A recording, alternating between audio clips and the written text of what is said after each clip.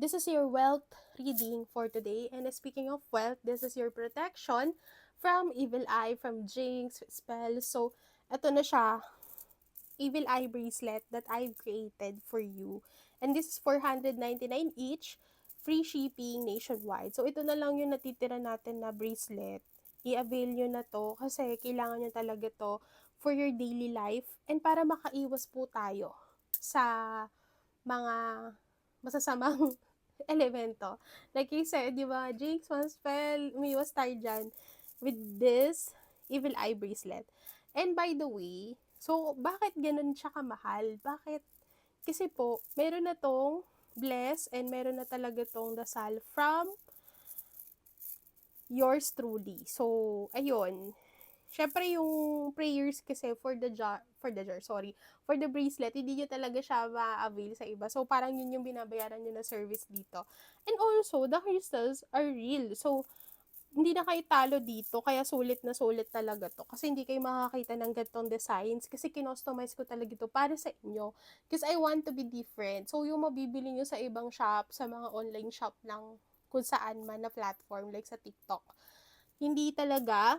Kasi, I feel like, pare-parehas din ng design, pero to, kung mapapansin nyo, kakaiba siya. Kaya i-avail nyo. It's very unique and paubos na siya. Okay, so let's start your wealth reading.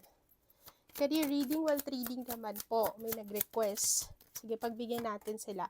Sabi dito, wealth reading to for today ha. New Moon in Taurus, know your worth. I know that you're contemplating whether you want to stay or not. Kasi meron sa part mo na gusto mo talaga magkaroon ng breakthrough sa career mo. Pero ang sabi dito, you have to attune to the divine to know kung saang path ka talaga. Mag-start ka ba ng business o i-accept mo yung promotion? So, sabi rin sa'yo dito is new moon in Cancer. Sabi dito, relax. You have to take it slow. Siguro kung nagmamadali kang umalis sa isang situation or gusto mo ng bagong simula, you have to figure it out.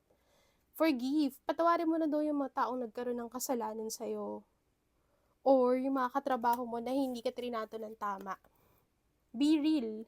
Kasi sabi dito, marami naiinggit sa'yo with your authentic self. And alam ko, nagpapakatotoo ka lang, pero you are being hated by the crowd. Kasi gano'n naman talaga pag magaling pinapansin. Kapag maganda, napapansin, pag gwapo, step up and lead. So, you have to use your intuition in dealing with it. And sabi rin sa'yo dito, malaking mararating mo, honestly. And the cards only sees the energy for you